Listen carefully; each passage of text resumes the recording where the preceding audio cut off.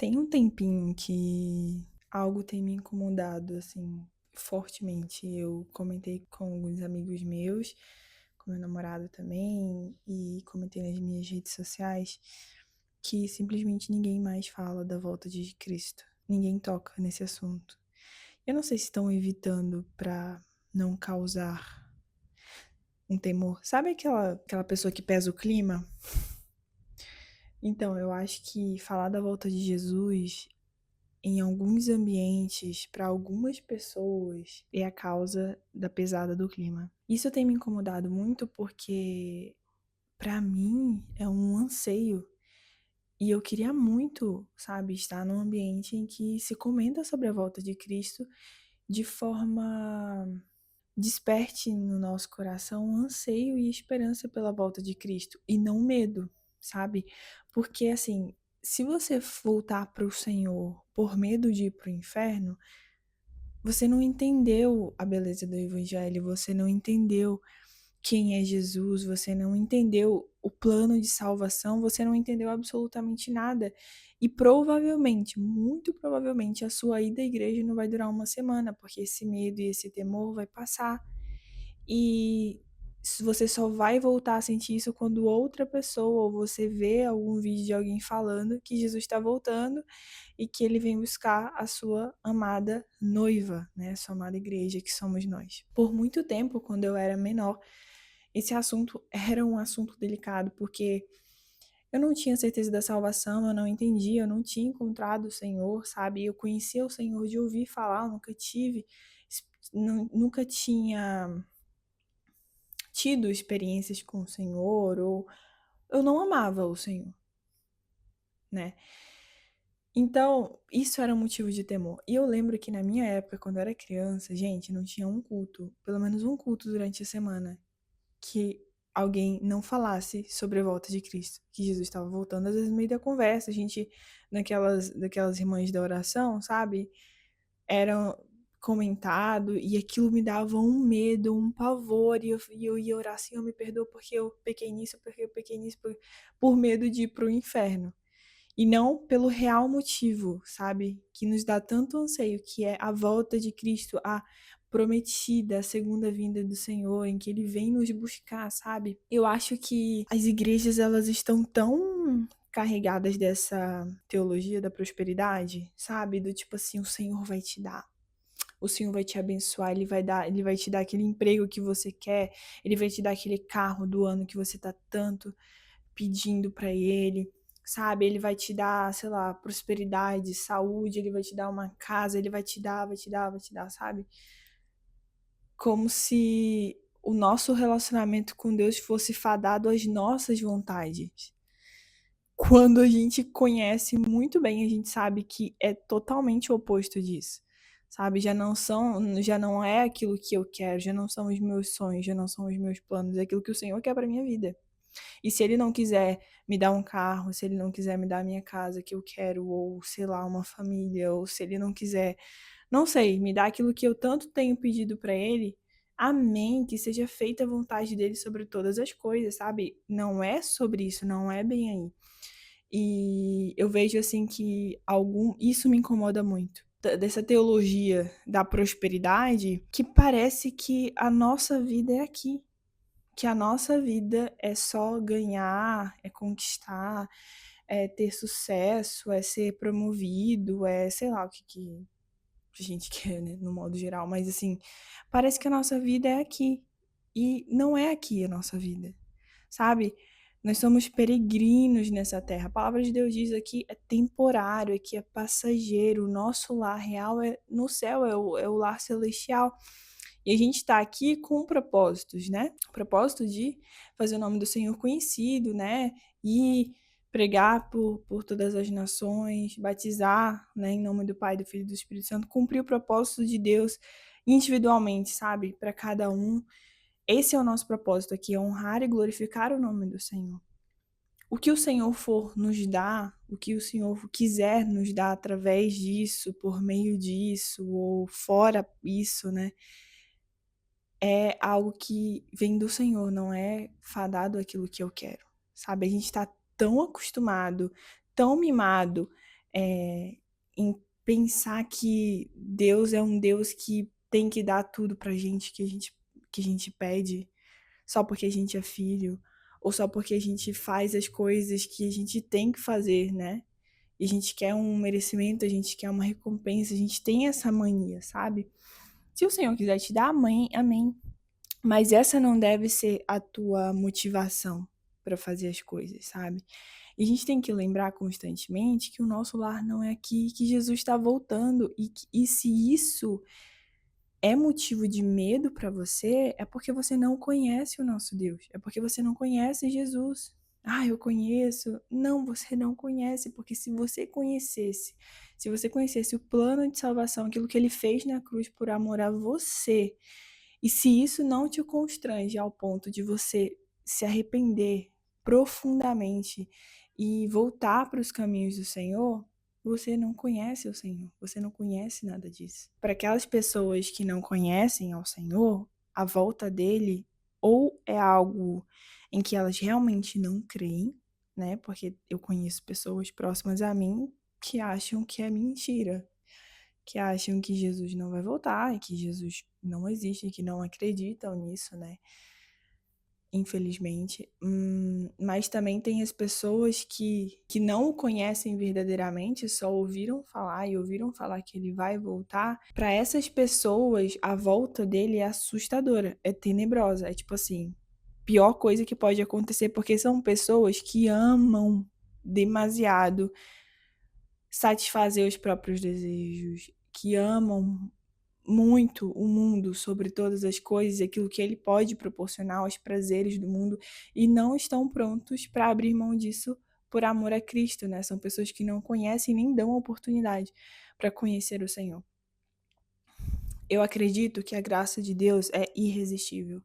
Então, no momento em que você se depara e que você é encontrado por essa graça tão avassaladora, tão misericordiosa, é impossível você resistir a ela, na minha humilde opinião. Tem pessoas que não concordam, né, que pensam de uma maneira diferente.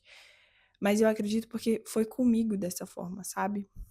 O dia do Senhor, que a gente fala, né, quando a volta de Cristo, vai ser um momento tenebroso e de muito medo e, assim, pavor para aqueles que não conhecem o Senhor ou que escolheram uma outra vida, ainda que o Senhor desse milhões de oportunidades, né, estendesse a mão várias vezes para essa pessoa, para que houvesse arrependimento, para que elas chegassem-se a Ele, para essas pessoas, sim, vai ser um dia tenebroso, porque está escrito na Bíblia, né? Tem um versículo que fala assim, é, é Hebreus 10:31, eu acho.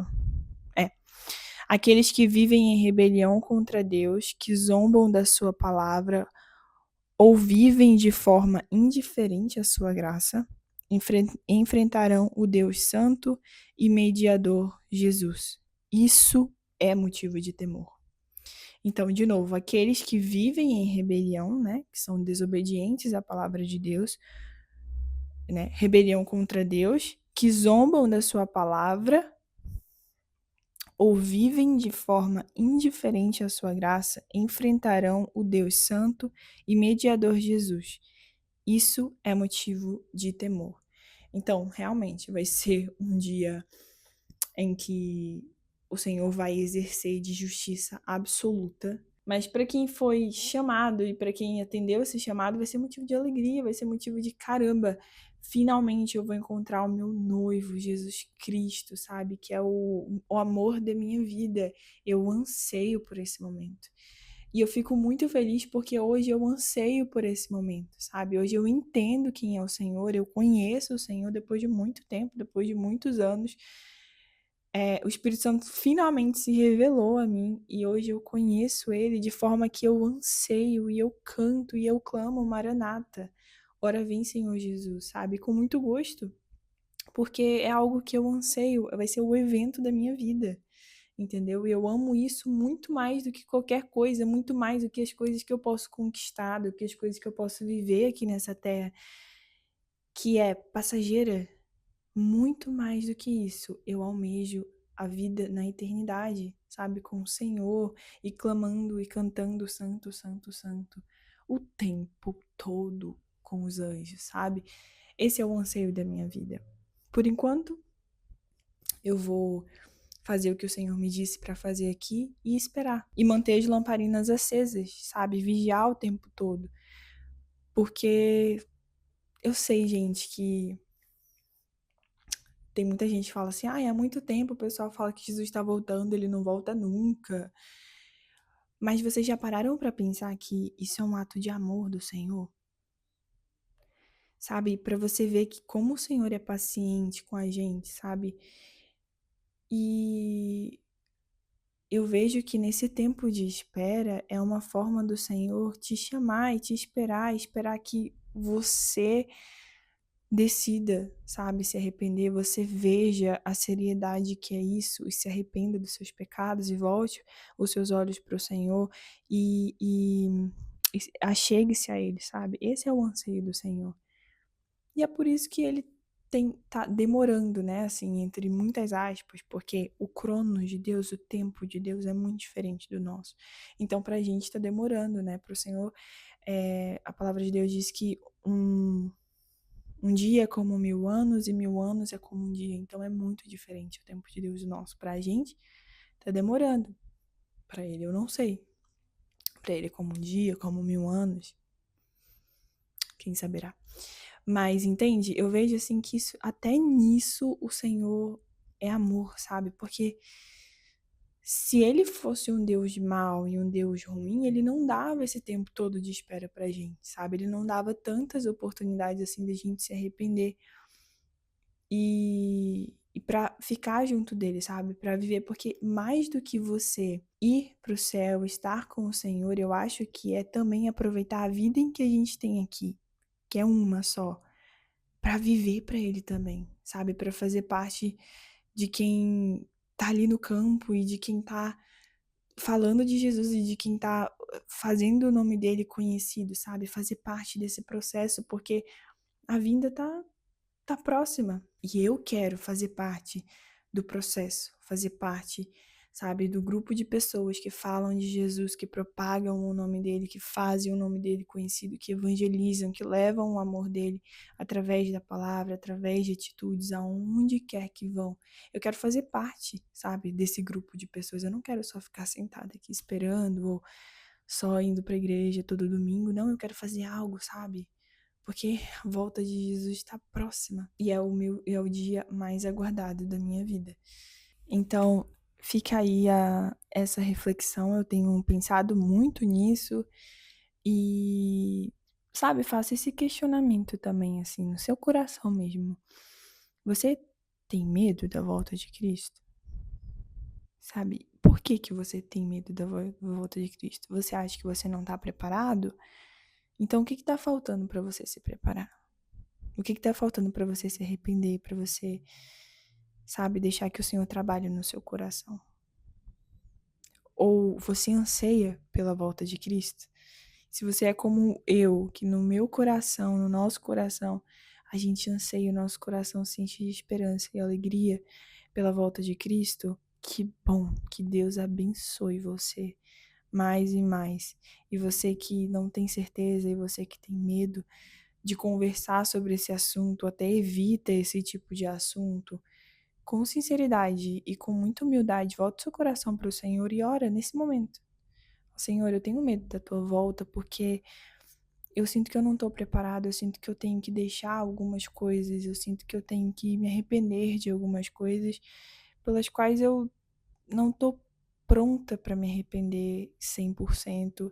Eu acho que eu não estou pronta para largar esses vícios, largar esses ídolos, mas eu sei que o Senhor nos capacita.